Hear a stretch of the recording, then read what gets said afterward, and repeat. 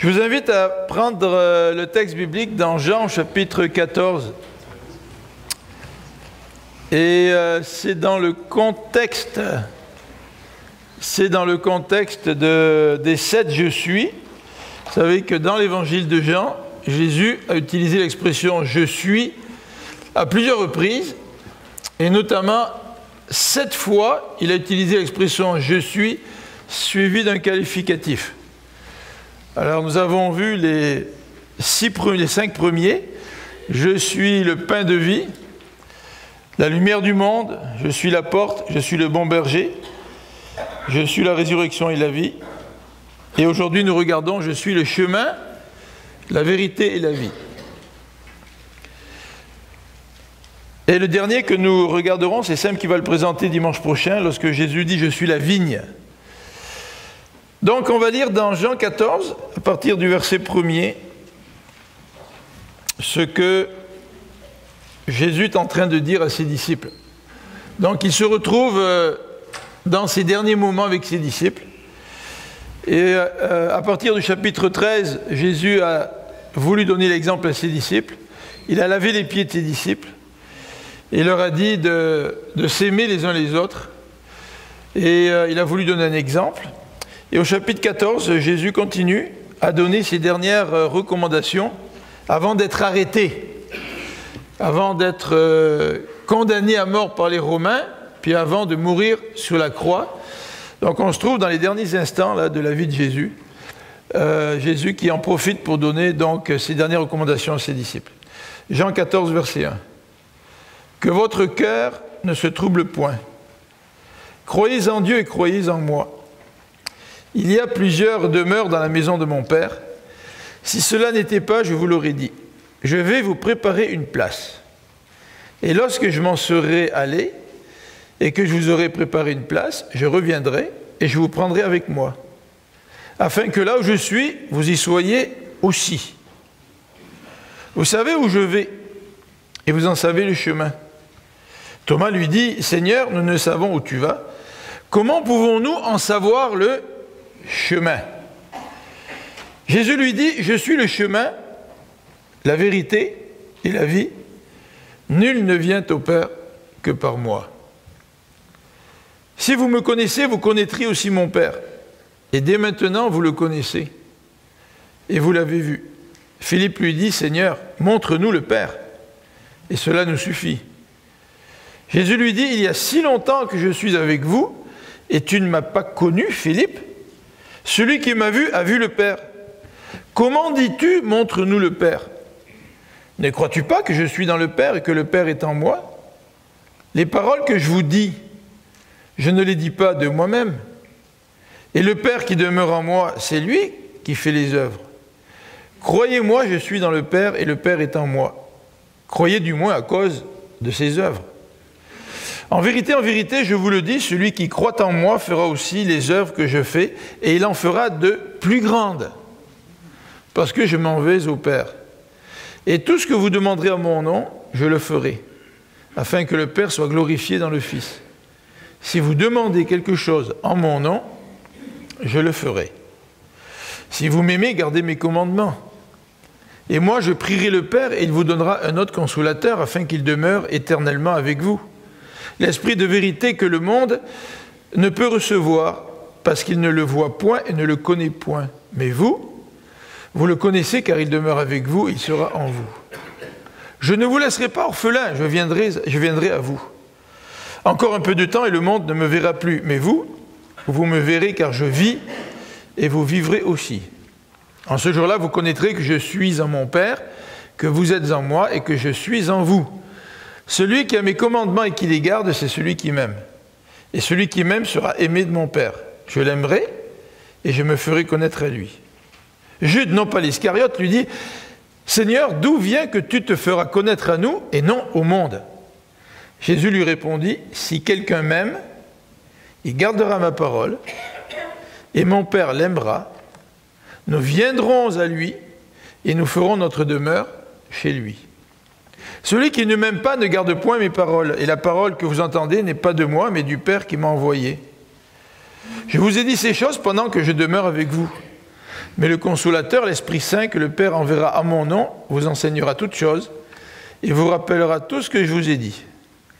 Je vous laisse la paix, je vous donne ma paix. Je ne vous donne pas comme le monde donne. Que votre cœur ne se trouble point et ne s'alarme point. Vous avez entendu que je vous ai dit, je m'en vais, et je reviens vers vous. Si vous m'aimiez, vous vous réjouiriez de ce que je vais au Père, car le Père est plus grand que moi.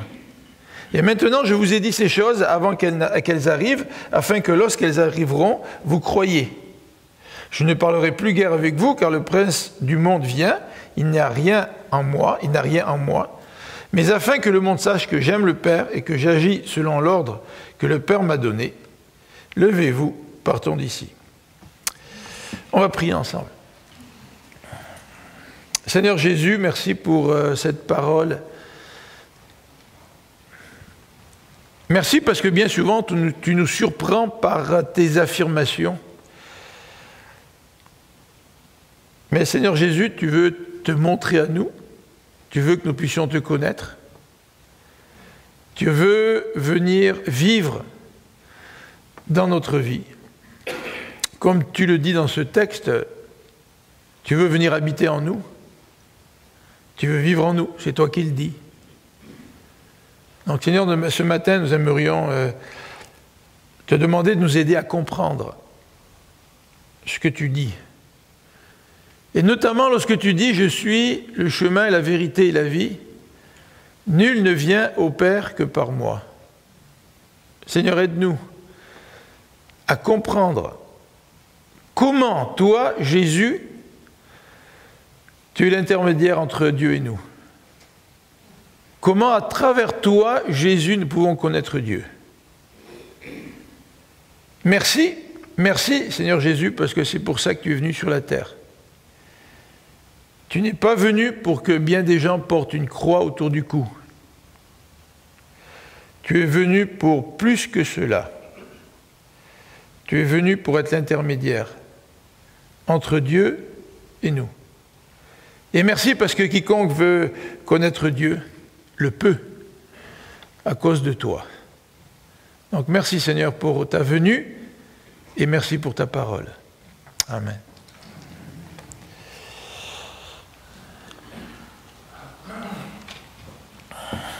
Donc quand on lit un petit peu ce chapitre de Jean, tout d'abord en le lisant puis en le relisant, parce que je l'ai déjà lu quelques fois, en particulier pour me préparer pour ce matin, mais en le relisant, je m'aperçois qu'il y a des éléments vraiment intéressants dans ce chapitre. Et ce matin, je ne pourrai pas les regarder tous, mais ce matin, je voudrais qu'on mette l'accent plus particulièrement sur le verset 6. Puisque nous regardons les 7 affirmations de Jésus dans l'évangile de Jean. Le 6e, « Je suis le chemin, la vérité et la vie. Donc, nul ne vient au Père que par moi. » Donc, on va se concentrer sur cette affirmation de Jésus, cette triple affirmation. Et pour mieux la comprendre, bien, d'abord quelques mots sur le contexte immédiat. Comme je l'ai mentionné tout à l'heure, Jésus est sur le point d'être arrêté, hein, ça s'en vient là. Et Jésus est venu sur cette terre avec l'intention de mourir sous la croix. Donc Jésus le savait. Vous vous souvenez, lorsqu'il a parlé à ses disciples, il leur a dit qu'il fallait qu'il aille à Jérusalem, qu'il soit arrêté. Et ses disciples n'ont pas compris. Ils attendaient un autre type de Messie. Ils n'attendaient pas un Messie qui allait souffrir. Et ce n'est pas étonnant que Pierre se soit opposé fermement à la mort de Jésus, mais Jésus était déterminé, il savait qu'il était venu sur la terre pour mourir, et en particulier pour mourir pour tous ceux qui allaient mettre leur confiance en lui. Donc ça, c'est un petit peu le contexte du passage, c'est la préparation en quelque sorte à sa mort imminente, ça s'en vient. Mais le contexte de ce verset 6, sur lequel nous voulons nous attarder ce matin, est le suivant. Tout d'abord, Thomas pose une question. Regardez au verset 5, la question de Thomas. Thomas lui dit « Seigneur, nous ne savons où tu vas, comment pouvons-nous en savoir le chemin. Alors c'est intéressant parce que Jésus répond en disant « Je suis le chemin, la vérité et la vie ». Et il semble que Jésus réponde directement à la question de Thomas. Mais il y a une autre question qui survient après l'affirmation de Jésus. Jésus vient de dire « Je suis le chemin, la vérité et la vie. Nul ne vient au Père que par moi. » Et il dit au verset 7 « Si vous me connaissiez, vous connaîtriez aussi mon Père. » Donc Jésus affirme que pour connaître le Père, il faut le connaître, lui, Jésus. En fait, c'est assez amusant parce que hier à la graduation, on avait amené notre petit-fils avec nous parce que Mélodie travaillait. Et il y a plusieurs de mes amis qui m'ont vu avec Gianni, on se promenait un petit peu ensemble dans l'église en attendant que ça commence. Puis ils m'ont dit « Ah, je pense qu'il te ressemble. » Alors je n'ai rien dit, hein. J'ai dit « Si vous avez vu Gianni, vous m'avez vu. » C'est ce que j'ai dit, tu sais.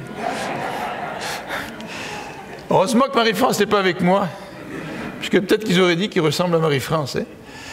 Ben, toujours est-il, c'est vrai, en général, les parents ressemblent aux enfants, ou du moins ont des traits de l'un ou de l'autre ou des deux. Et Jésus est en train de dire, moi, j'ai suffisamment les traits de mon Père pour que quand vous me voyez, vous voyez Dieu, vous connaissez Dieu. Alors Philippe a posé une question au verset 8, et ça représente la deuxième question dans le passage, et ça décrit un petit peu le contexte de ce verset 6, où Jésus dit « Je suis le chemin, la vérité et la vie ». Philippe pose la question « Montre-nous le Père. Montre-nous le Père. Et cela nous suffit. » Alors il semble que Philippe n'est pas très exigeant, c'est juste le Père, montre-le-nous. Et Jésus va expliquer dans ce passage comment lui, il révèle le Père. Et en quelque sorte, la manière dont Jésus révèle le Père illustre très bien cette parole « Moi, je suis le chemin, la vérité et la vie ». Alors c'est assez stupéfiant parce qu'on le voit depuis quelques dimanches où on regarde quelques affirmations de Jésus, les 7 « je suis » qui se trouvent dans l'évangile de Jean. Et nous avons vu donc, nous en avons vu plusieurs. Et en grec, on dit que les 7 « je suis », c'est « ego ». « Ego », hein, ça veut dire « ego », c'est « moi ». « Moi, Amy, je suis ». « Moi, je suis ». Et Jésus, en utilisant ces 7 paroles, veut nous montrer qu'il est vraiment le Fils de Dieu et veut nous montrer qui il est et pourquoi il est venu sur cette terre. Alors c'est assez surprenant hein, de voir que bien des gens, comme je l'ai dit dans ma prière, ont des croix autour du cou et qui ne savent pratiquement rien sur Jésus et dont leur vie n'est pas du tout en rapport avec l'enseignement de Jésus. Mais pour une raison ou une autre, la croix nous fait penser au sacrifice, peut-être à l'amour ultime. Et beaucoup de gens prennent cette croix comme symbole, même s'ils n'en comprennent pas toujours le sens, et l'accrochent à leur cou, ou l'accrochent à des bijoux parfois, quand on utilise des croix donc pour faire des petits bijoux. Et ici, quand on pense à Jésus, quand on pense à ces affirmations, eh bien, on ne peut pas réagir autrement que de se dire, c'est quand même surprenant ce que Jésus est en train de dire. Parce qu'il n'y a personne qui a prononcé les paroles que Jésus a prononcées. Il n'y a personne qui s'est pris pour Dieu sur cette terre. De toutes les religions, de toutes les sectes, il y en a qui se prennent comme le Messie ou l'envoyé de Dieu. Mais tous ces gens-là, il n'y a personne qui a dit et qui a fait ce que Jésus a dit puisque Jésus a fait. Donc nous sommes ici en présence de quelqu'un d'unique. Donc si Jésus est réellement celui qu'il prétend, c'est très important d'essayer de comprendre ce qu'il veut dire. Parce que si Jésus est vraiment le Fils de Dieu, et que Jésus est vraiment l'intermédiaire entre Dieu et les hommes, négliger Jésus convient à négliger le chemin qui mène à Dieu. Alors tu peux essayer de prendre tous les autres chemins que tu veux, tu peux être aussi sincère que tu veux, mais tu ne seras pas sur le bon chemin. Alors Jésus, donc, dans ce passage, nous dit « Moi, je suis le chemin, la vérité et la vie ». Donc c'est une affirmation aussi très surprenante. Elle est très surprenante parce que Jésus la formule en termes absolus. Il ne dit pas « je suis un chemin », il ne dit pas « je suis une vérité », il ne dit pas « je suis une vie » ou une facette de la vie. Jésus insiste, hein, parce que dans l'original, ça ne ressort pas dans toutes les Bibles, mais dans l'original, c'est vraiment dit « moi, je suis ». Donc il y a un accent que Jésus est en train de mettre sur ces paroles. Moi, par comparaison aux autres, moi, je suis le chemin, la vérité et la vie. Donc c'est extrêmement important. Jésus veut attirer notre attention sur ce qu'il est en train de dire en faisant précéder cette phrase de ce mot-là, ego. Moi je suis. Et Jésus donc continue en disant « Nul ne vient au Père que par moi ». Et ça aussi, c'est une affirmation qui est très surprenante. On va le voir dans quelques instants, mais dans le contexte qui est le nôtre aujourd'hui, que quelqu'un prétende ou utilise des paroles aussi absolues que ça nous dérange. En tous les cas, ça dérange nos contemporains. En fait, ça nous dérange parce que nous aimerions avoir un espace dans notre vie pour pouvoir diriger notre vie comme bon nous semble.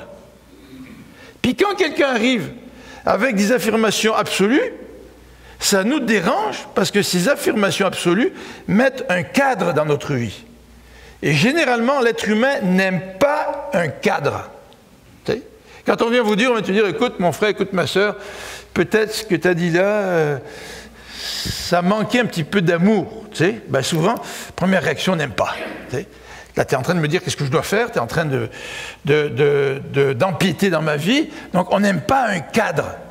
En fait, le propre de l'être humain, c'est de vouloir décider ce qu'il veut, quand il veut. Le propre de l'être humain, c'est de dire, moi, je choisis, je fais mon propre chemin. Je choisis mon propre chemin. Moi, je ne veux pas suivre le chemin de quelqu'un d'autre. Puis ne viens surtout pas m'imposer un chemin. Ne viens surtout pas m'imposer une vérité, ne viens surtout pas m'imposer la vie telle que tu la conçois.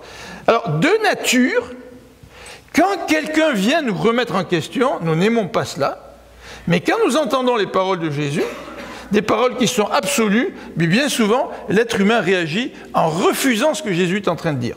Alors d'un côté, on est attiré par Jésus, on est attiré par son pardon, on est attiré par son amour, mais dès que Jésus utilise des paroles absolues, qui exigent de nous une obéissance, alors on prend une distance. C'est comme si on trie.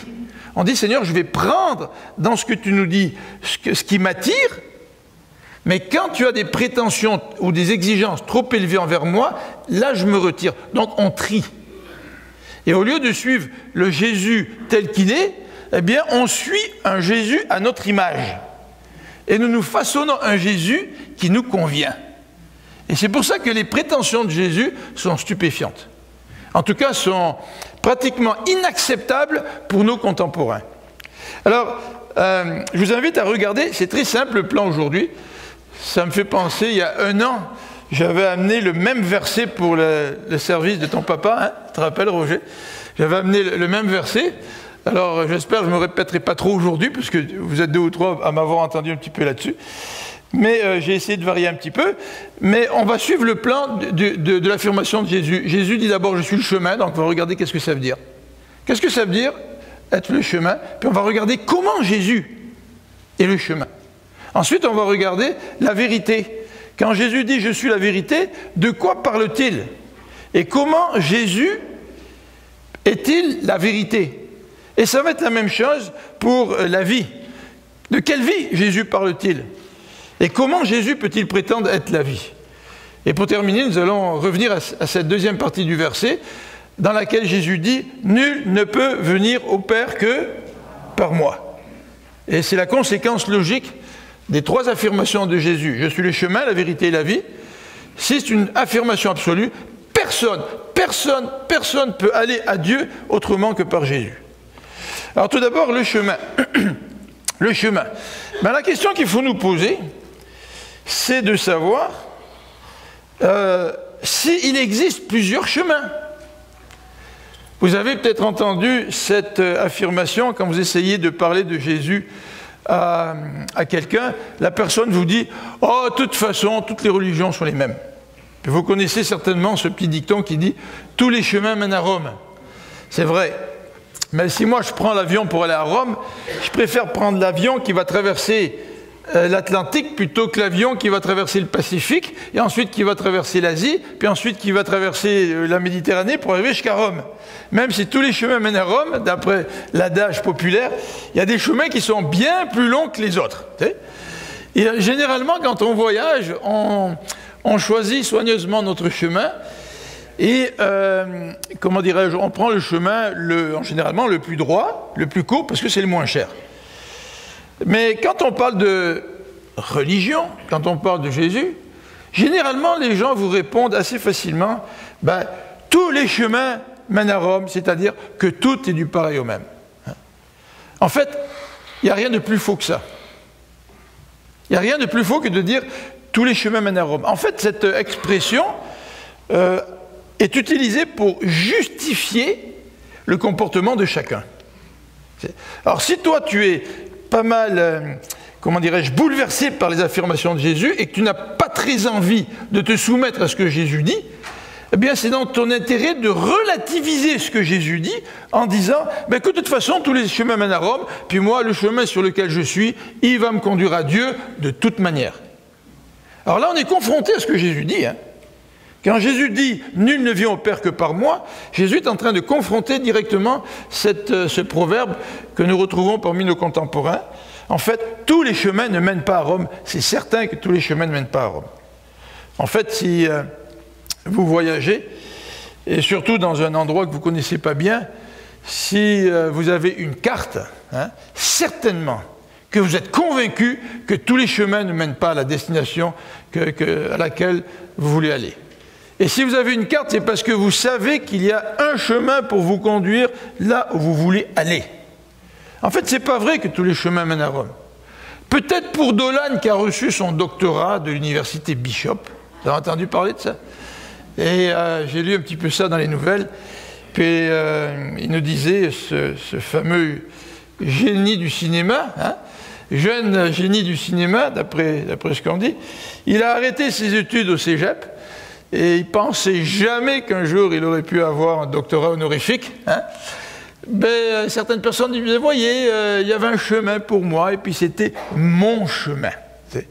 Et puis chacun prend son chemin.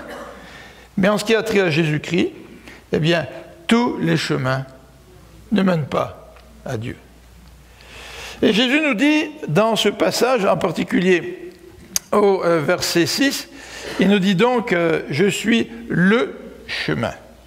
Et le chemin, c'est intéressant parce que dans la Bible, l'image du chemin est employée dans l'Ancien Testament. Et le chemin, c'est un peu le symbole de notre vie.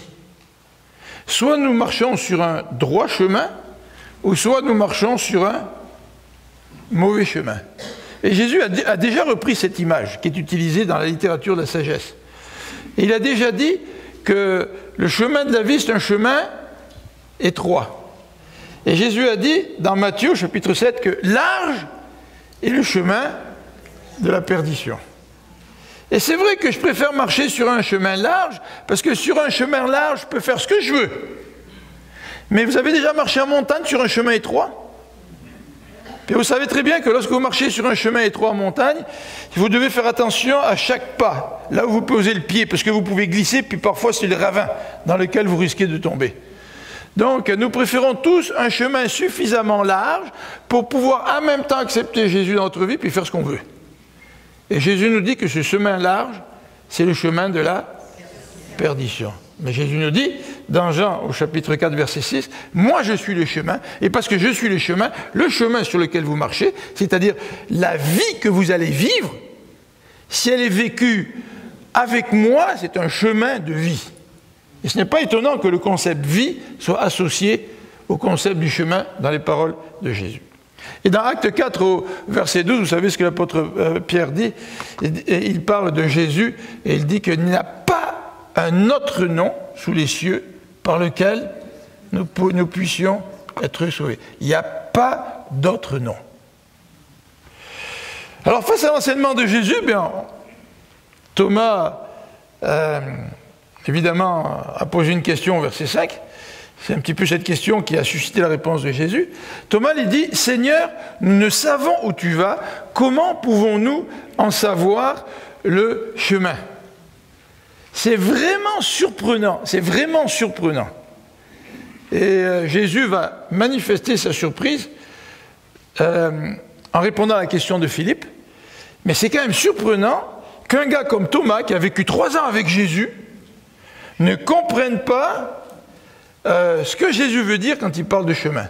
Alors c'est sûr que Jésus est en train de dire, en préparant les disciples pour son départ, « Je m'en vais, je vais vous préparer une place. » Donc il s'en va rejoindre son Père, il va mourir sous la croix, il va ressusciter, il en a parlé à ses disciples, il va préparer une place pour les disciples.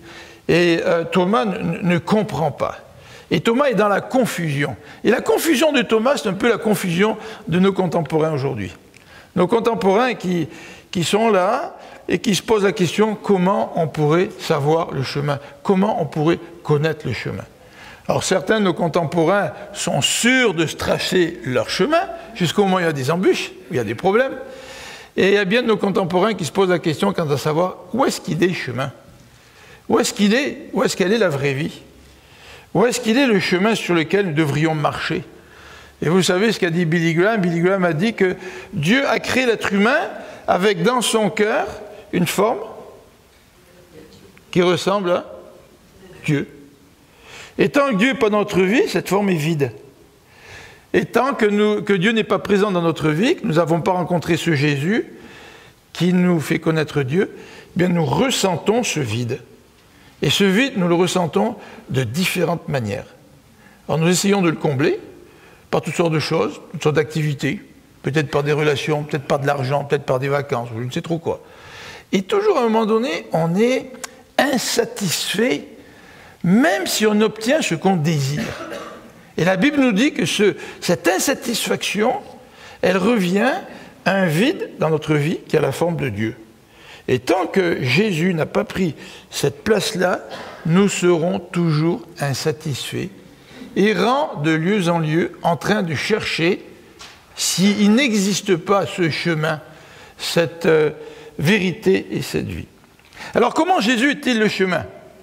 Alors Jésus est le chemin, c'est ce qu'il affirme, Eh bien regardons la question de Philippe, ça va nous aider à comprendre comment Jésus est le chemin. Regardez au verset 8 à 10. Verset 8. Philippe lui dit, « Montre-nous le Père. » Alors là, Philippe, en écoutant Jésus, finit par comprendre que Jésus, quand il parle de chemin, il parle d'un chemin qui mène au Père, puisqu'il dit « Nous ne viens au Père que par moi ». Quand il parle de vérité, il parle de vérité en rapport avec le Père, avec Dieu. Quand il parle de la vie, il parle de la vie en rapport avec Dieu. Alors Philippe lui pose la question, au verset 8, « Montre-nous le Père. » Et Jésus répond, verset 9, en disant, « Il y a si longtemps que je suis avec vous, et vous ne m'avez pas connu. » Philippe. Moi, quand ma femme me dit, « Philippe Bonicel », je comprends ce que ça veut dire, tu sais. Alors ici, Jésus ne lui a pas dit « Philippe », en donnant tous ces titres, mais on voit très bien que c'est un genre de remontrance que Jésus est en train de faire. « Philippe, celui qui a vu le Père, celui qui m'a vu a vu le Père. Comment dis-tu, montre-nous le Père ?» Jésus révèle le Père. Pourquoi Jésus est le chemin?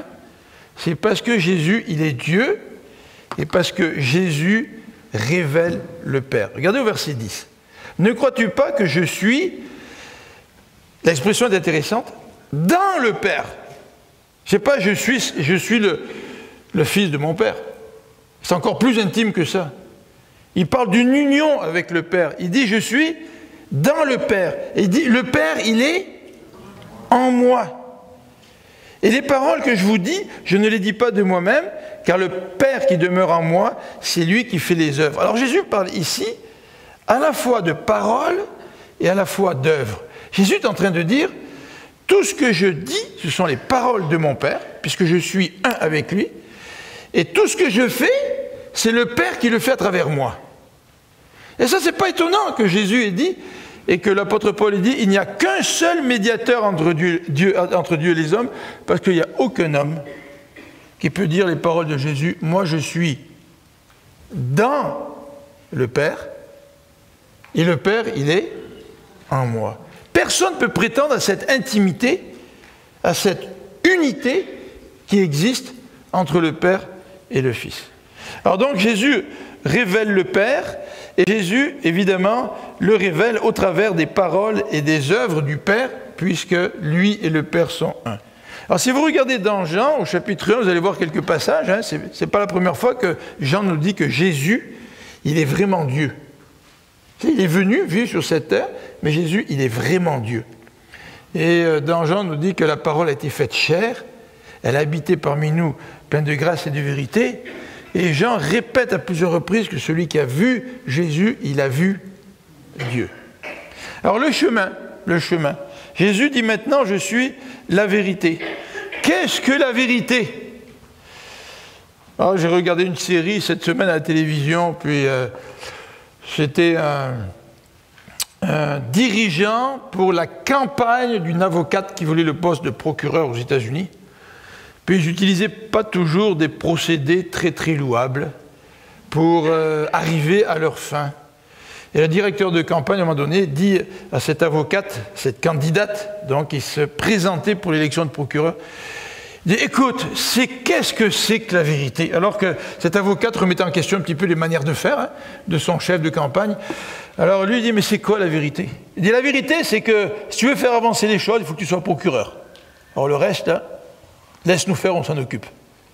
C'est souvent la vérité, chez les êtres humains, elle est extrêmement élastique. C'est la vérité, c'est ce genre de concept avec une minuscule que tu utilises quand bon te semble. Toi, tu as ta vérité de toute façon, puis moi, j'ai ma vérité. Alors, quand, dans ma vie, c'est mon intérêt d'aller dans une certaine direction, eh bien, je considère que ça, c'est la vérité. Mais le problème, c'est que quand toi, ta vérité vient m'affecter et que ma vérité vient t'affecter. Alors là, on a deux concepts, deux idées qui s'affrontent. Alors, se pourrait-il que la vérité soit un peu plus haut que cela? Est-ce que la vérité reste simplement à un niveau très personnel où on parle de ce qui nous intéresse, on parle de nos avantages, ou est-ce que la vérité, ça se situe, c'est plus grand que nous, n'est-ce pas? Est-ce que vraiment la vérité, si c'est plus grand que nous, est-ce que je ne devrais pas me soumettre à la vérité plutôt que d'utiliser la vérité comme bon me semble et de la définir moi-même selon mes propres idées? Vous vous rappelez lorsque Jésus a parlé à Pilate, plutôt lorsqu'il a comparu devant Pilate, en particulier nous le voyons au chapitre 18 et au verset 38, Pilate a posé la question à Jésus, lorsque Jésus lui a dit, ben, moi je suis roi mais pas de ce monde, et Pilate lui dit, tu es donc roi? Jésus répondit, tu le dis, je suis roi. Je suis né, je suis venu dans le monde pour rendre témoignage à la vérité. Et Pilate lui dit, mais qu'est-ce que la vérité? Vous savez, Pilate, il se pensait peut-être très, très intelligent dans sa question. Comme aujourd'hui, quand on parle de vérité aux gens, mais les gens nous disent, mais c'est quoi la vérité? Nous sommes dans un monde de relativité dans tout ce qui touche les questions morales et religieuses. En fait, on n'aime pas parler de morale aujourd'hui. Par contre, quand on parle de vérité scientifique, là, c'est une autre paire de manches. Quand les spécialistes ont construit le pont du Souvenir à Laval, et qu'à peine le pont venait d'être construit qu'il s'est écroulé, ben, probablement qu'il y a eu des erreurs en quelque part dans la construction du pont, même si on n'a pas voulu vraiment chercher les responsables, et ça nous choque, hein, parce que nous savons qu'il y a des décisions qui ont été prises, qu'il y a eu des mauvaises décisions qui ont fait que le pont allait tomber. Et Roland, qui est avec nous aujourd'hui, m'a dit, à l'occasion de cet événement, quand on a reparlé, il m'a dit qu'il travaillait, puis je pense que tu branchais comment tu dis ça, les lampadaires, hein, puis il est allé pour travailler sur le pont. Les ouvriers qui travaillaient sous le pont ont dit à Roland, ce pont, il ne tiendra pas, parce qu'on ne le construit pas comme il faut. Ah, puis Roland, il a répondu, il a dit, ouais, mais ça, c'est votre vérité. Non, mais vous comprenez, là? En matière scientifique, il y a une vérité, puis il y a des erreurs. Et souvent, on veut nous faire avaler des couleuvres. Hein. On veut nous faire avaler des soi-disant vérités dans le domaine scientifique, soit pour des raisons financières. Et en fait, ce n'est pas la vérité, puis on s'en rend compte plus tard. Et ça nous choque. Quand on sait qu'il y a des gens qui essaient de nous passer des sapins dans la société, puis que ça nous coûte de l'argent. Et ça nous choque. Mais quand on parle de vie morale, ou quand on parle de religion, alors là, il n'y en a plus de vérité. Puis plus personne ne peut me dire ce qui est bon, plus personne ne peut me montrer le chemin, plus personne ne peut prétendre à la vérité. Parce qu'en fait, la vérité, c'est moi qui me la fais, la vérité. Et ce n'est pas étonnant que si dans le domaine moral nous nous trompons, bien nous aurons un prix à payer. Les gars ont mal construit le pont à Laval et le pont s'est écroulé. Si d'un point de vue moral et religieux, je ne construis pas ma vie selon la vérité, tôt ou tard, je vais devoir faire face à la musique, comme on dit. Mais heureusement que Jésus ne nous a pas laissés dans l'ignorance. Jésus est venu puis nous a dit « Moi, je suis la vérité ». Comment est-ce que Jésus est la vérité? Eh bien, regardez déjà dans ce passage, Jésus nous dit, et il l'a dit à plusieurs reprises dans l'évangile de Jean, on le revoit dans l'évangile de Jean, Jésus nous dit « En vérité, je vous le dis ». Vous vous souvenez de cette expression-là? Hein, ça traduit en grec « Amen, Amen », c'est ce que dit Jésus, hein, ça veut dire ça. Ça veut dire « Ce que je vous dis, c'est vraiment la vérité ». Et Jésus le dit au verset 12, dans ce même passage. En vérité, je vous le dis. Donc Jésus est la vérité, parce que le message qu'il annonce, c'est un message vrai qui vient de Dieu le Père. Et quand je comprends que Jésus est la vérité, et quand je comprends les exigences de Jésus pour ma vie, bien cela veut dire que si je ne suis pas les exigences de Jésus pour ma vie, je ne marche pas dans la vérité, et que tôt ou tard, je vais devoir faire face aux conséquences. Et généralement, quand on fait face aux conséquences de nos propres choix, bien nous réagissons de plusieurs manières. Soit nous sommes découragés, abattus, soit nous pensons peut-être que Dieu est contre nous, soit nous pensons peut-être que Dieu nous a abandonnés, ou soit nous essayons de rebondir d'une manière ou d'une autre pour nous replonger de nouveau dans des prises de décision qui ne correspondent pas aux exigences de Dieu, pour de nouveau faire face à de nouvelles conséquences, et finalement la roue continue, sans que nous puissions réellement vivre selon et dans la vérité que Dieu nous présente au travers de Jésus. Regardez ce que dit Jean au chapitre 8, verset 32. Je vous invite à regarder avec moi, si vous avez votre Bible, dans Jean au chapitre 8, verset 32. Jésus parle de vérité. Et c'est intéressant. Jésus parle de vérité au verset 32. Jésus dit, alors soit Jésus est un menteur, ou soit c'est vrai. Tu sais. Donc c'est à nous à vraiment considérer ce que Jésus dit, puis à prendre des décisions en fonction de ça. Tu sais. Vous connaîtrez la vérité, dit Jésus. Ouais, Pilate, il dit, c'est quoi la vérité? Les gens aujourd'hui nous disent, c'est quoi la vérité? Ce que je veux faire, c'est ce qui me tente. Le reste... Mais Jésus dit, vous connaîtrez la vérité, et ça c'est intéressant, la vérité peut être connue. C'est un mensonge de dire qu'il n'y a pas de vérité. C'est un mensonge moral et religieux pour nous permettre de laisser Dieu à l'écart de notre vie. C'est ça quand on dit qu'il n'y a pas de vérité. Et la vérité peut être connue, nous dit Jésus, et Jésus nous dit au verset 32, cette vérité vous affranchira. C'est intéressant, hein, parce que si j'ai peur de passer sur un pont, là, ou si j'ai peur de monter dans un ascenseur, je connaissais une dame qui avait peur de monter les ascenseurs, si la vérité c'est que les ascenseurs sont très bien entretenus, puis sont réparés régulièrement, ben, cette vérité va m'affranchir, parce que je peux avoir peur des ascenseurs. Mais si c'est vrai qu'il n'y a pas d'accident avec les ascenseurs, parce qu'on en prend véritablement soin, ben cette vérité, si je la saisis, va m'aider à combattre ma peur et ultimement va m'affranchir de la peur. C'est intéressant de voir comment les gens réagissent avant de mourir. Dans l'histoire de l'Église, il y a des témoignages de gens athées qui, au moment de leur mort, sont tombés dans une peur, une angoisse qui les a saisis. Une angoisse surprenante. C'est quelqu'un qui avait juré que Dieu n'existe pas, qu'il était athée, et qui se trouve aux portes de la mort et qui réagit comme ça. Mais c'est rien après, pourquoi avoir peur? La vérité peut être connue, et elle l'a franchie.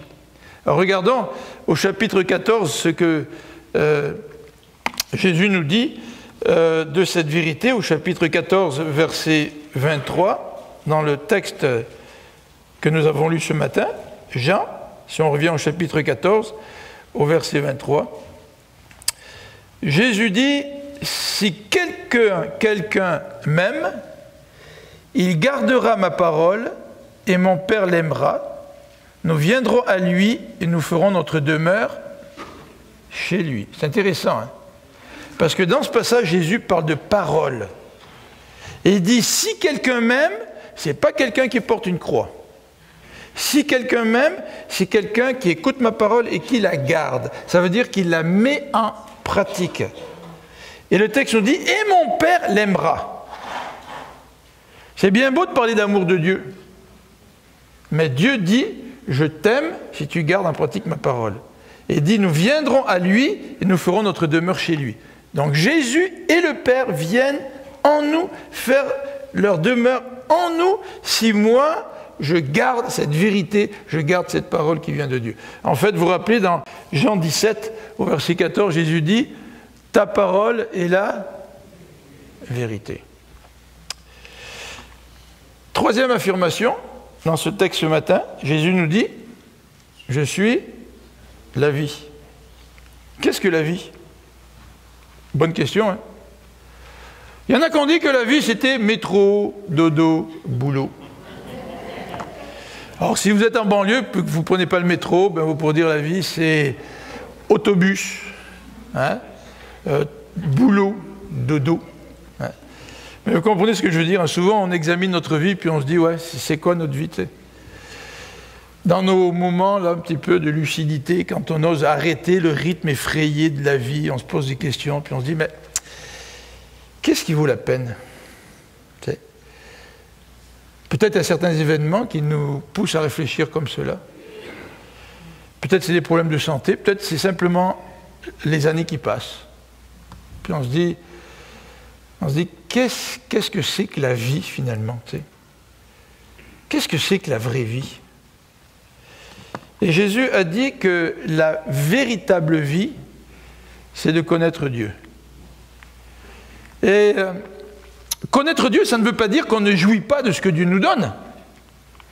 La Bible nous dit que Dieu, il nous aime tellement qu'il fait pleuvoir sur les bons, sur les méchants, il fait briller le soleil sur les bons, sur les méchants. Dieu nous donne toutes sortes de bonnes joies dans la vie. Mais quand dans notre cœur, il y a toujours ce vide qui est en forme de Dieu, notre vie, elle semble vide, même si nous pouvons jouir de bien des cadeaux que Dieu nous donne au travers de la vie.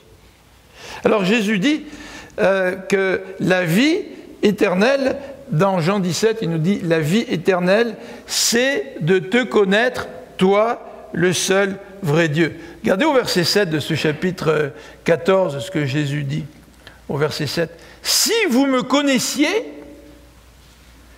vous connaîtriez aussi mon Père. » Et dès maintenant que vous le connaissez, vous l'avez vu.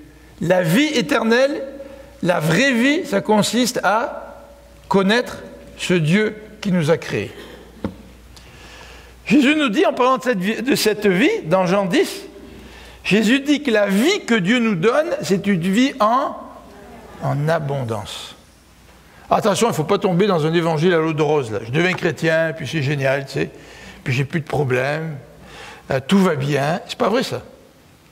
La vie en abondance, c'est une vie qui ne dépend pas des circonstances.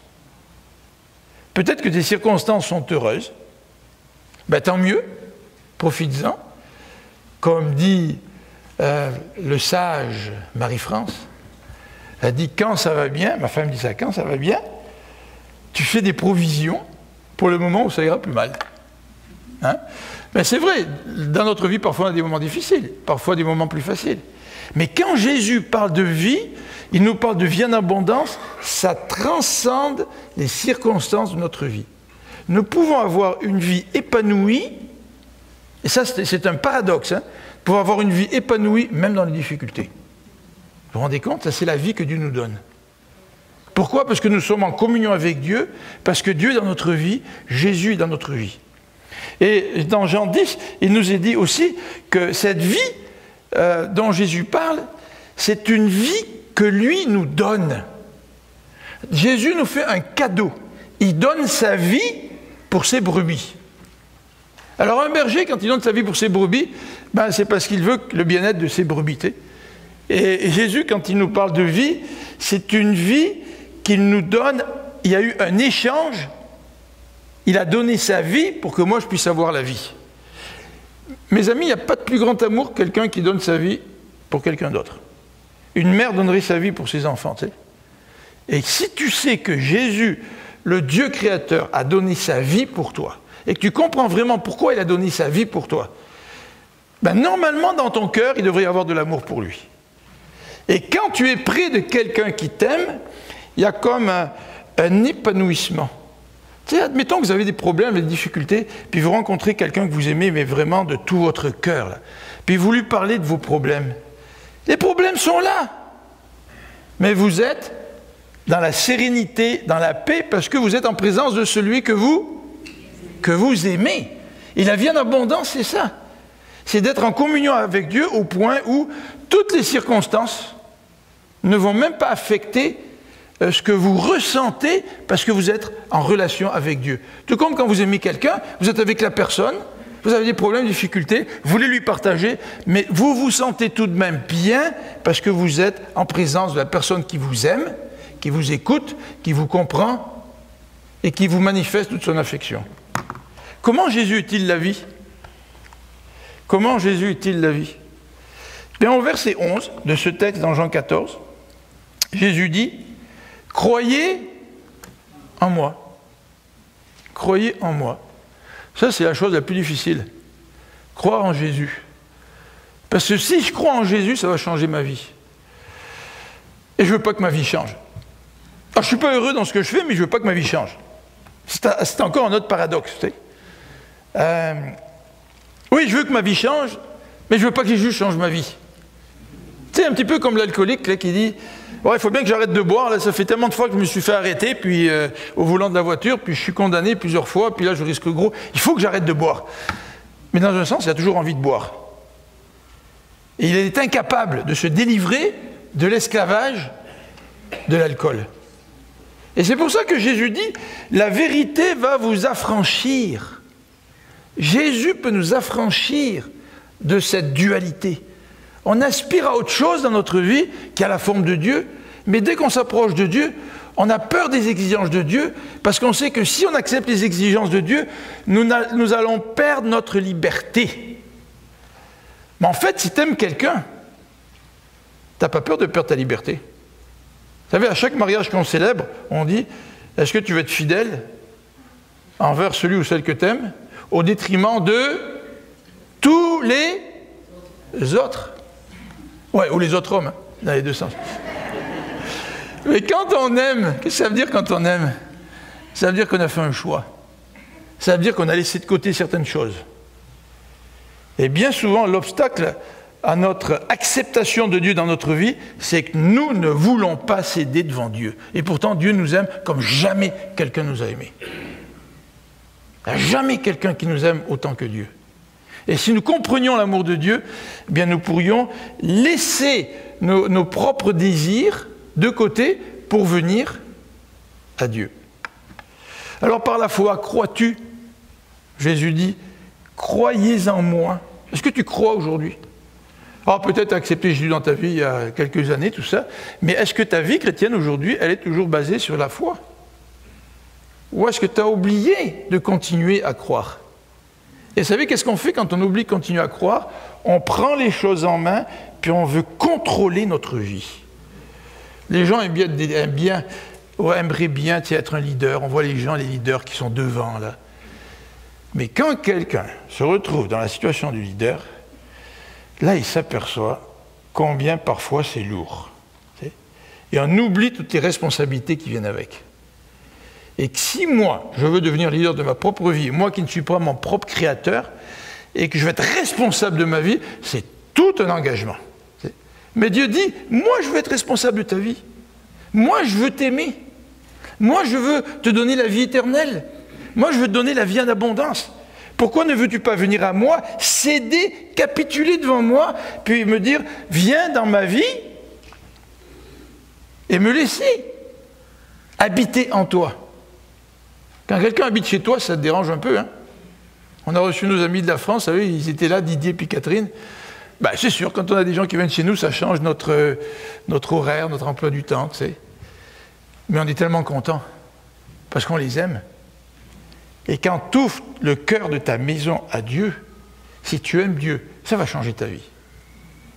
Mais si tu aimes Dieu, ça va changer ta vie pour le mieux et pour le meilleur. Alors comment Jésus est-il la vie, bien, ou comment pourrions-nous connaître cette vie que Jésus nous offre? C'est par la foi. Est-ce que tu crois? Est-ce que tu crois? Et c'est aussi par le Saint-Esprit. Au verset 26, regardez ce que dit le verset 26 de ce passage. Le verset nous dit le Consolateur, le Saint-Esprit, que le Père enverra en mon nom, vous enseignera toutes choses et vous rappellera tout ce que je vous ai dit. Vous voyez, dans ce passage, il y avait le Père, le Fils et le Saint-Esprit. Et Jésus a déjà parlé du Saint-Esprit. Jésus a dit, dans Jean 3 à Nicodème, l'Esprit, il souffle là où il veut. Puis tu as besoin de naître de nouveau. Jésus dit, tu as besoin de naître de nouveau. Et l'Évangile nous présente la naissance, la nouvelle naissance, comme étant l'action du Saint-Esprit en moi. Ça, c'est extrêmement déroutant. Parce qu'à la fois, je peux vouloir dire à Dieu oui, mais à la fois, Dieu me dit, tu me dis oui, c'est bien, mais il faut que quand tu me dises oui, ça soit aussi l'œuvre du Saint-Esprit qui vient te faire naître de nouveau. Et ça, pour nous, on ne comprend pas trop ça. Mais dans un sens, c'est vrai que c'est pas moi qui décide de naître. Pas moi qui ai décidé de naître, n'est-ce pas? Et d'un point de vue spirituel, c'est la même chose. C'est Dieu qui peut nous faire naître de nouveau. Et si vous voulez vous approcher de Dieu, puis que ça ne marche pas, vous dites à Dieu, bien, Dieu vient dans ma vie, je voudrais être ton enfant, je voudrais vraiment que tu habites en moi. Puis au bout de quelques jours, vous dites, oh, il n'y a rien qui se passe. Ben, vous savez, qu'est-ce que ça veut dire ça? Ça veut dire que vous devez crier à Dieu pour que Dieu intervienne dans votre vie. C'est ça que ça veut dire. Ça veut dire que juste dire à Dieu, hey, c'est moi qui décide si tu viens dans ma vie. C'est moi qui vais te le demander. Puis quand je vais te le demander, ça va arriver. Ah ben dans ce cas-là, c'est toi qui fabrique ta propre naissance. Mais la Bible, elle parle de nouvelle naissance. Ça veut dire que si moi je réalise que je ne peux pas naître tout seul de nouveau, ben il faut que je supplie celui qui peut me donner la nouvelle vie d'intervenir dans ma vie. Et que je dis, Seigneur, par ton esprit, viens, change ma vie. Et la Bible dit que si nous voulons sincèrement crier à Dieu, eh bien Dieu va intervenir dans notre vie. Et en fait, j'aimerais vous dire que si Dieu n'est pas intervenu dans votre vie, que vous soyez chrétien ou pas là, si Dieu a peut-être pas répondu peut-être à certains problèmes dans votre vie, n'est peut-être pas encore intervenu dans votre vie d'une certaine manière, ou si peut-être vous ne le connaissez pas encore, bien intercédez, criez à Dieu jusqu'au moment où il va répondre. C'est dommage, hein, parce que parfois on s'arrête de prier 2 minutes avant que Dieu veuille répondre. Et parfois, on veut que Dieu vienne dans notre vie, puis quand on voit que ça ne marche pas, on arrête. Alors que Dieu veut peut-être nous pousser à l'implorer davantage pour démontrer notre désir qu'il réponde à notre prière, qu'il vienne dans notre vie, ou qu'il intervienne dans notre vie. Au verset 19, nous avons cette affirmation du texte biblique, au verset 19, toujours dans Jean au chapitre 14, Jésus dit « Encore un peu de temps, et le monde ne me verra plus. Mais vous, vous me verrez, car je vis, et vous vivez aussi. » Est-ce que le monde voit Jésus aujourd'hui? Au temps de Pierre, les gens se moquaient, ils disaient « Jésus, il n'est pas revenu. On dit qu'il revient, il n'est pas revenu. Il n'est pas là, c'est toutes des histoires. » Mais qu'est-ce que le texte nous dit ici? Que nous pouvons voir Jésus. Est-ce que vous voyez Jésus dans votre vie?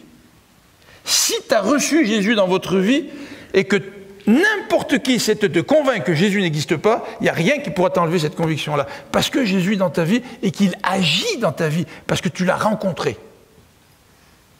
Et par la foi, Jésus est dans ta vie, et par la foi, tu vois Jésus. Par la foi, tu sais que Jésus est vivant. Et il est vivant en toi. En conclusion, avant que nous terminions par un mot de prière et puis un chant suivi de la bénédiction, Jésus dit, moi, pas quelqu'un d'autre, moi, rien que moi, je suis le chemin, la vérité et la vie. Et il conclut en disant cette phrase-là, nul ne vient au Père que par moi. Alors j'aimerais décortiquer un petit peu cette phrase. Il y a un verbe dans ce passage-là, aller au Père. Jésus parle d'aller au Père. C'est possible d'aller au Père. C'est possible. L'athée ne croit pas que Dieu existe. L'athée n'envisage même pas la possibilité d'aller au Père, d'aller à ce Dieu créateur. Jésus dit, oui, on peut aller au Père. Mais Jésus précise en disant, pour aller au Père, il faut que tu passes par Jésus. Et Jésus, il est venu, vous le savez, hein, il est venu pour mourir sous la croix, il est venu pour pardonner nos péchés. Et si mes péchés sont pardonnés, je peux rentrer en présence du Père. Ce sont nos péchés qui nous empêchent d'aller vers le Père. C'est comme la personne qui veut rentrer en présence du roi dans la salle du trône. Il ne va pas rentrer avec ses habits. Hein. Il va falloir qu'on lui mette un habit spécial. Tu ne peux pas rentrer n'importe comment. Hier, on a eu la graduation. Et puis Sam, il était beau avec sa toge noire. Tu sais, mais dans la tradition, enfin, dans certaines écoles, universités, on a des toges. Tu sais. Les étudiants qui graduent, ils graduent avec des toges. Tu sais. Et nous, on aimerait se présenter devant Dieu sans toge. Mais Dieu nous dit, il faut que tu aies une toge pour te présenter devant moi. Et la toge que tu dois mettre sur toi, c'est une toge de justice. C'est-à-dire que quand Dieu pardonne nos fautes, il nous rend justes. Et parce que Dieu nous rend justes, maintenant je peux entrer en présence de Dieu, Dieu peut venir dans ma vie, parce que le péché n'est plus présent entre Dieu et moi. Dieu est un Dieu qui n'aime pas le péché. Et Dieu ne fait pas des compromis avec le péché. Donc Jésus dit, nul ne peut aller au Père que par moi, tu peux aller au Père, mais il te faut passer par Jésus. Si tu dois prendre un pont pour traverser la rivière, et que c'est le seul pont de la rivière, et qu'il n'y a pas d'autre endroit où tu peux passer avec ton véhicule, tu peux y aller de l'autre côté. Mais tant que tu refuseras le pont, tu ne pourras pas y aller de l'autre côté. Et tu pourras essayer de te promener autant que tu voudras, pendant des centaines de kilomètres, sur une rive de la rivière, mais il n'y a qu'un seul pont. Donc pour passer de l'autre côté, il faut que tu passes par le pont. Et Jésus dit ici, dans ce passage, il insiste en disant, nul, personne d'autre ne peut représenter un pont entre Dieu et les hommes. On va prier ensemble.